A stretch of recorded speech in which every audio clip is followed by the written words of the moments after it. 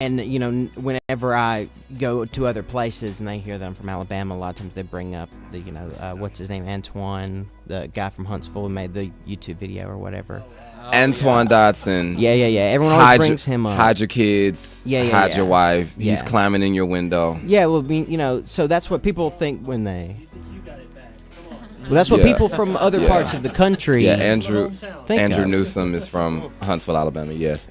So you just have all the stuff that you see in the media. Mm-hmm. Every time that you see a stereotype or even shows that are, I guess, really white. Mm-hmm. To for the lack of a better phrase, I mean, there's some really really white shows on TV. Mm-hmm.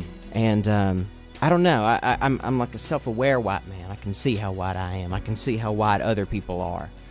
I just think it's just from being around black people for so long in my life. But yeah, sometimes I watch How I Met Your Mother. I'm just like, this is the whitest thing I've ever seen. I understand completely. I was born in Illinois. I lived for 9 years in Massachusetts. I would consider myself a northerner, just because when I came down to Massachusetts or to Alabama, when I say culture shock, I literally mean like I almost got smacked in the face. In Illinois, we lived in Illinois before coming to Alabama, so it was kind of a smoother, I guess, that way. But Illinois, I was talking to a friend who still lives there, and she's like, "Well, we have country." Oh, honey, no. You have country for Illinois. You don't have country like you have in Alabama. It's two different countries. Tyler Suits, I want to get your perspective. What do you think are some of the stereotypes and stigmas that face the white community?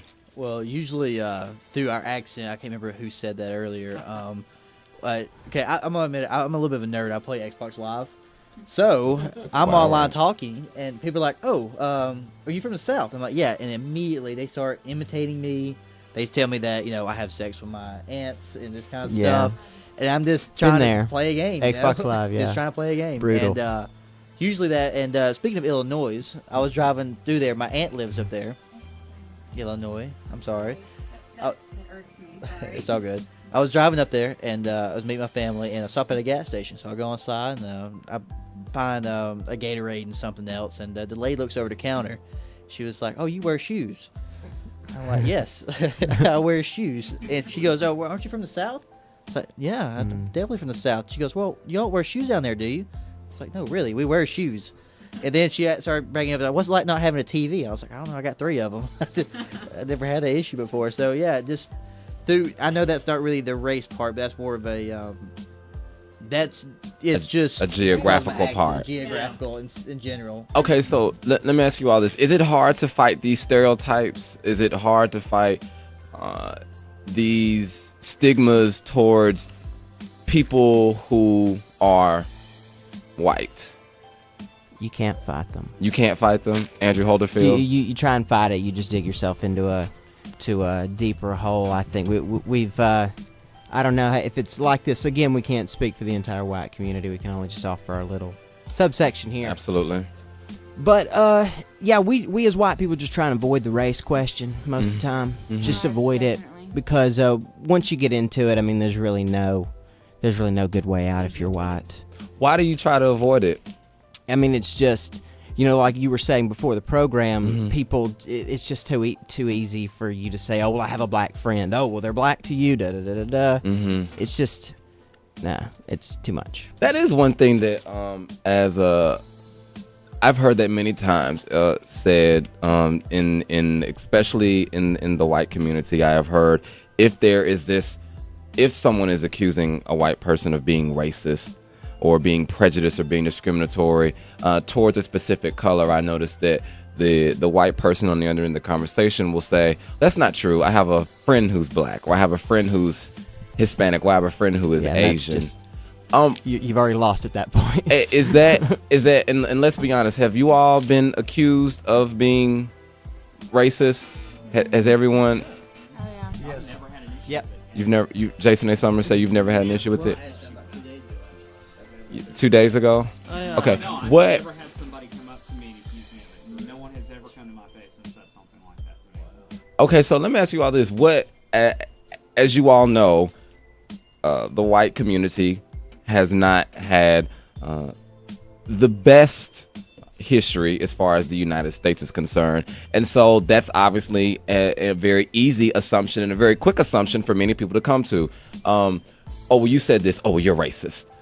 You're racist. How does that make you guys feel? Well, I mean, it at first it just makes me feel embarrassed. Mhm. I mean, yeah, we've had a bad past. My dad wasn't allowed to have black friends because his dad would have punished him for it. Because in my grandfather's eyes, they were not that you shouldn't be friends with them. They were not good people. Now, thankfully, my dad disagreed. He was the only white boy on the basketball team, and I'm proud of him for it. Ended up, before my grandfather died, he ended up changing his views. Dad brought home some of his friends from basketball, and my grandfather had to change his mind. Now, I've personally not had that experience with the black community. I have had a lot more interaction with the Latino community.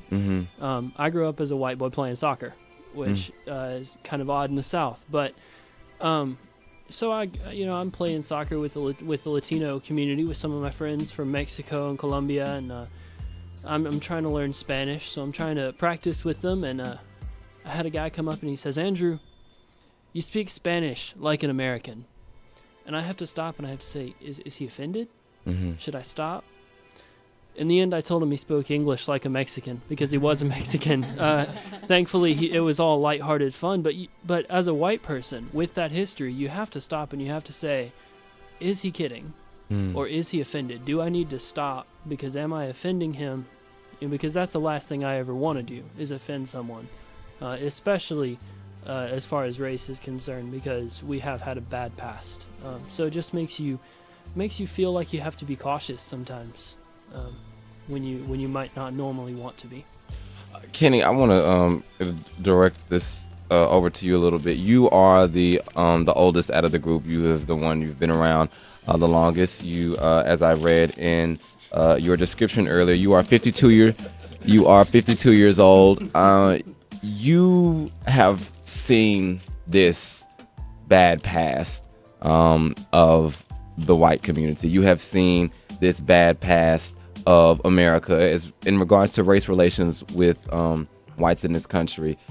Do you, listening to these 20-some-odd-year-old people tell these stories about how they have to exercise this caution when it comes to discussions about race, and they have to exercise this caution because they know they are white, and that white people, socially, culturally speaking, have a negative past. You saw this up front growing up in your time period. Do you think they should have a reason to be concerned or worried or have these feelings of fear or trepidation in regards to race? Well, what is nearly 60 years of history in the making is still a scab that keeps getting scratched off. And it seems like certain segments of groups of people use race as a card to either broker power or to keep people under power. I grew up, I didn't quite see the incidents that happened here in the South. I wasn't quite old enough to understand that. I'm surprised that these younger 20-something-year-olds still face that stigmatism because, like I said, that's 50 years ago. And it's something that keeps reoccurring, and it was a part of history.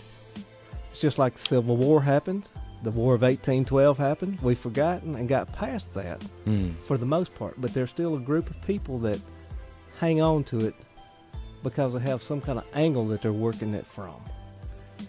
And I don't want to go too deep into that, but you have to look at the groups that want to keep race as an issue, and there's a reason why. But back in the early days, I know it was much more extreme. What Andrew was talking about with his dad, his granddad would punish his father. I knew those kind of things that did go on and did happen.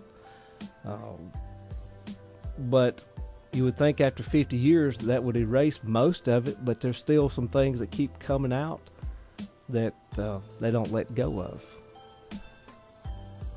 Andrew Holderfield? I mean, I agree 100%. You have a generation of people raised either by a generation of people that, were a part of it or, are secondhand down. So, things are changing very quickly. They've changed a lot in the last 50 years, past 60 years. So, absolutely, I think that you have a new breed of person nowadays where, I don't know any racists, really. I don't know any diehard racists. Born and growing up in Alabama. Mm-hmm. I don't know any hardcore racists. I don't know any hardcore sexists anymore. I don't know any people that hang gay people from trees. You know what I mean? Like, that's just not a thing, even though there are parts of the country and there are people that treat us like we are that way. Yeah. Tyler Suits, I want to bring this over to you. How is it trying to fight that idea that I'm white, but I'm not racist? I was always raised to be aware of my surroundings more than anything else. Mm-hmm. So I never came off as a racist by any means, but being aware, you do stereotype people.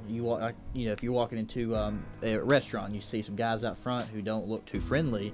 You don't think, oh, they're black, they're not going to be friendly. I mean, I've seen numerous white people who've been the same way. Mm-hmm. You're just aware of that surrounding. So being able to fight it's tough, rather because human nature, you're automatically going to stereotype people. You're automatically going to put them in some kind of category just because of how you're raised or how events that happen maybe in your life. Absolutely. And we have a generation of white people, for the most part, trying to prove all that they're not racists. And that's not our responsibility. We shouldn't have to justify. If I see 3 black, thugs or whatever you want to call them, and I feel threatened by that, I shouldn't have to in my head go, oh, is it because I'm black? Andrew, you're such a racist, da-da-da-da. No, that's not. We shouldn't have to be making apologies for anything that has happened except for in our generation. I shouldn't have to prove that I'm not a racist. You should just assume that I'm not a racist. And then if I am, well, then I am. Then you can prove that you are. Exactly. Okay, this idea of white perfection. Let's switch gears here for a second. This idea of white perfection, white elitism. I've heard this before. White is right, or white is the way to go. If being white can either be used it's saying that if you live in a white community, oh, that's wonderful, that's beautiful. Or if you go to the white school, those are usually the quote unquote the best schools. I have to be honest with you. I know I've only been on this earth for 20 years, but I have chosen to expose myself to a lot. And it wasn't always because someone took me there to show me. I wanted to see it myself, so I made the effort to find out. I have seen a lot of rundown, highly uneducated, low income. I've seen some terrible white public schools, and so I do get this idea of, if you're from, as you said, Megan, the suburbs, is that really true? That if that white people in this country live this wonderful, pristine, perfect life, as I know some of the stereotypes that were mentioned in some of our other shows that we've done on racism, that if you're white, you have good credit, or that you go to the best schools, or that you have more money, most likely, or that there's always this pass, you always get breaks. If you're white, you have a better chance of getting a certain job. If you're white, these are things I really want to know. Are these things true? I don't know. They're not true, because in each part of your segment of your society, either by race, class. Can you take the microphone? You There go. have people who, I don't know if they'd be classified as underachievers or bad luck.